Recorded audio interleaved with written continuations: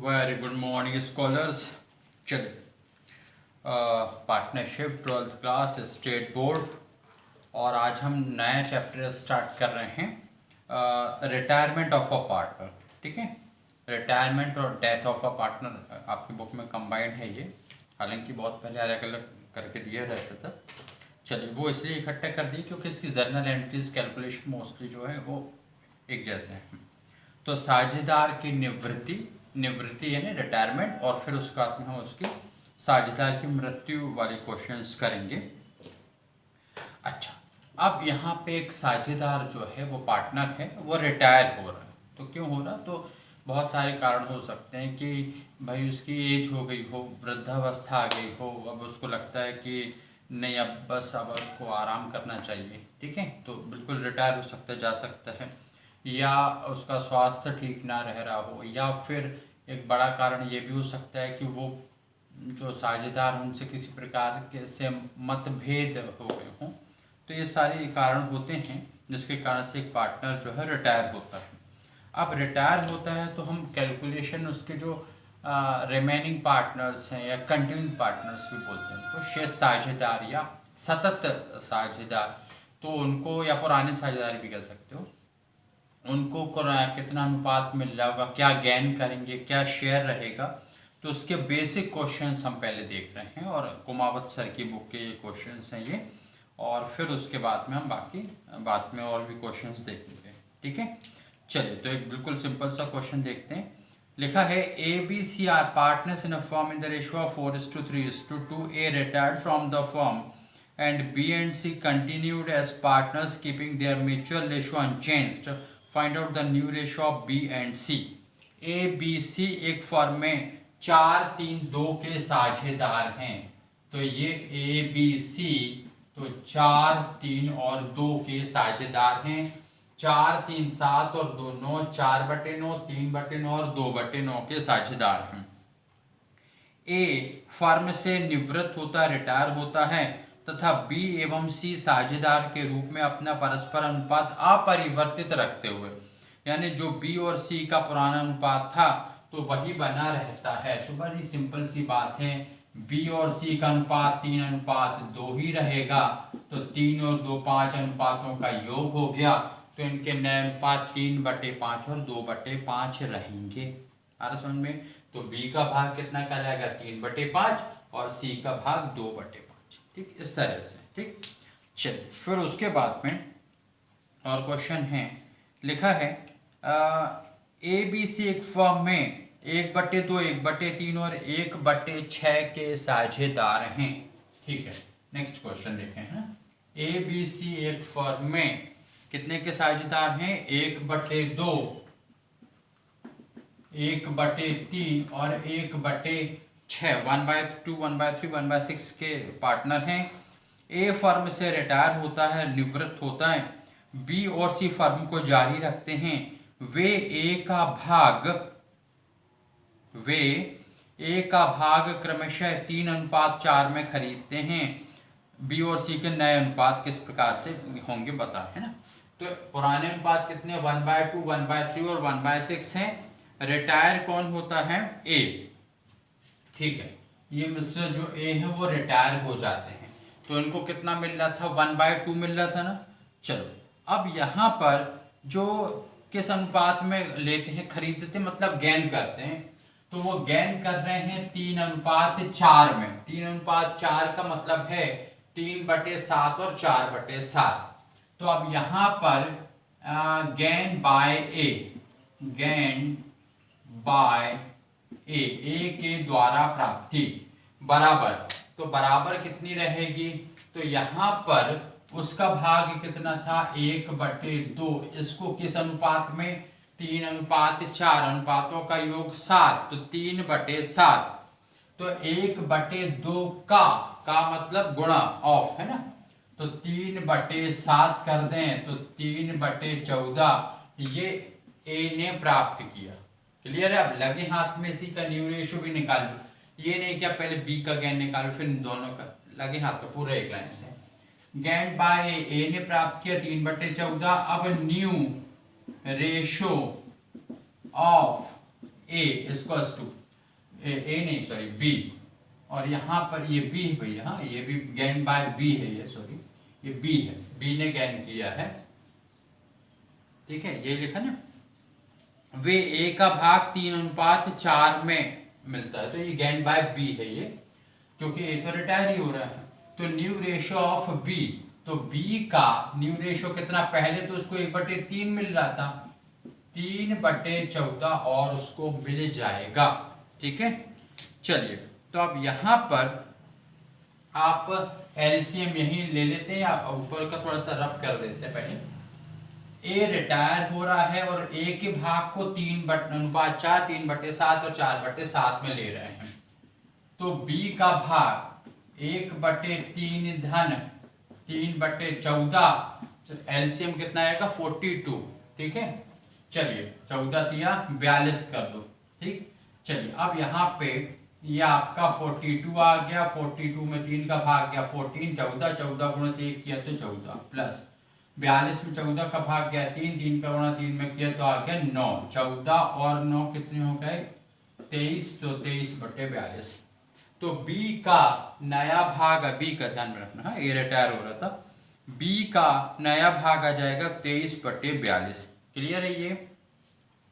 चलिए कैसे, एक बार फिर से देखो, यहाँ पर बी ने गेन किया ए का भाग को 3/7 में, तो यह आ गया 3/14। बी को पहले कितने मिल रहे थे 1/3, 3/14 और मिल गया, एलसीएम लिया 23/42, उसका नया अनुपात आ गया। अब उसके बाद नेक्स्ट हम करेंगे गेन बाय सी, ठीक है।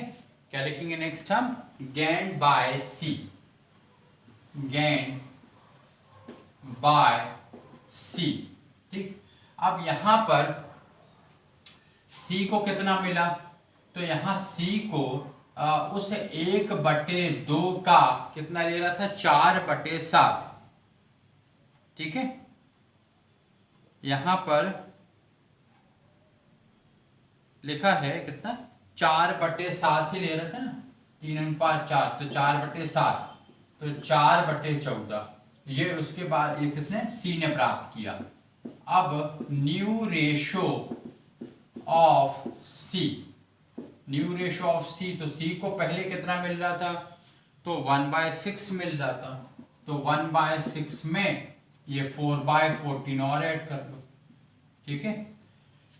तो कितना आ जाएगा, आप देखेंगे एलसीएम वैसे 42 ही आएगा, यहाँ पर आप साइड में देख लें 6 और 14, ठीक है। अब यहाँ पे 6 से आप डिवाइड करें तो ये एक बार 14 ही बचा, ठीक है। फिर 14 से ही कर दो तो ये तो 84 आ गया, और 84 का उसका हाफ आप करके देखें तो 42 आता, और 42 में 6 7 42 और 14 या 42 3 बार भाग जाता है, एलसीएम इस तरह से लेना जानते हैं आप।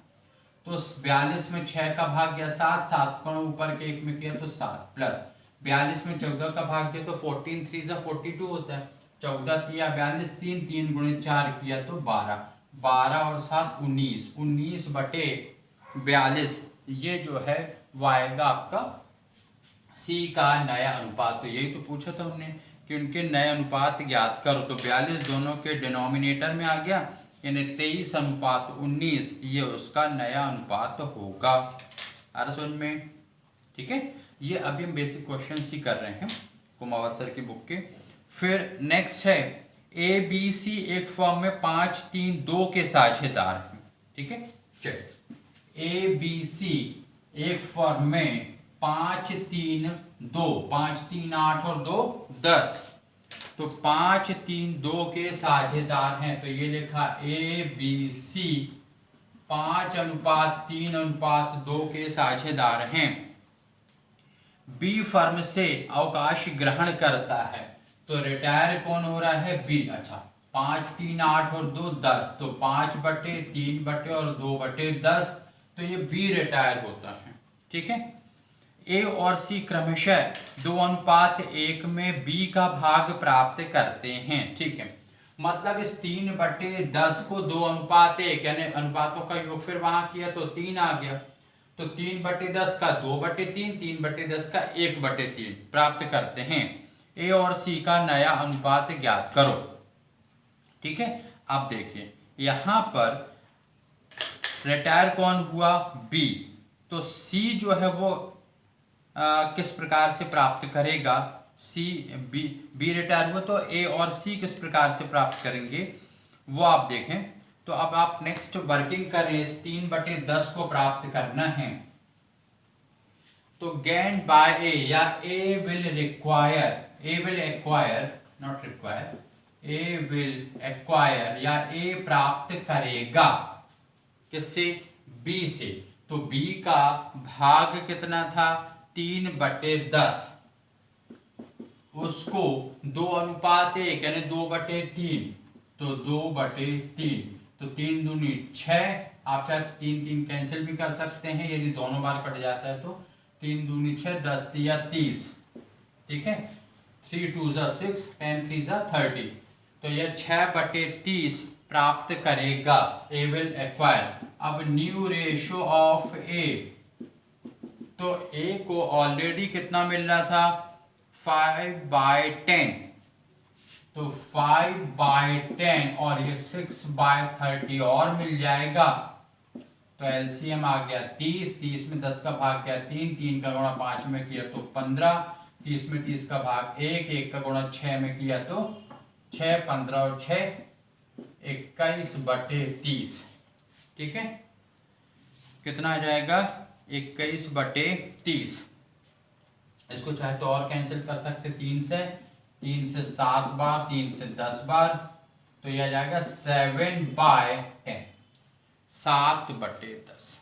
समझ में, तो ये ए का न्यू रेशो हो गया, ठीक। एक बार फिर से समझे कि ए कितना प्राप्त करेगा, उस 3/10 का जो बी का भाग है उसको 2:1 में प्राप्त कर रहे थे ना, 2/3, तो ये आ गया 6/30, एलसीएम ले लिया, ए का नया जितना उसको पहले मिल रहा था प्लस उसी प्रकार से जितना उसको मिला, दोनों को मिला के 7/10, ठीक। अब इसी तर्ज पर आप लिखें बी तो रिटायर होगा, सी विल एक्वायर, तो यहां पर सी को प्राप्त होगा, सी विल एक्वायर, तो कितना, यहां पर सी को कितना मिल रहा था, पहले जो है 3/10 है ना, बी का 3/10, उसको 2:1, तो 1/3, तो 1/3, तो यह आ गया 3/30, ठीक है। अब न्यू रेशियो ऑफ सी, तो सी ऑलरेडी ही वॉज गेटिंग 2/10, 2/10 प्राप्त पहले से कर रहा था, 3/30 आ गया, एलसीएम 30 आ गया, 30 में 10, 3 3 दूनी 6, प्लस 30 में 30 1 का गुणा 3 में किया तो 3, तो 6 और 3 9, 9/30 और कैंसिल कर लो, तो यह आ जाएगा 3/10, ठीक है। तो इस तरह से सी का न्यू शेयर कितना आ गया, 3/10, तो 7/10, 3/10, 7:3। समझ में, चलिए, तो इस तरह से बाकी और भी नेक्स्ट क्वेश्चन करेंगे आपके, और फिर उसके बाद में कैसे जर्नल एंट्रीज से गुडविल का कैलकुलेशन और एडजस्टमेंट और ये सब, ठीक है।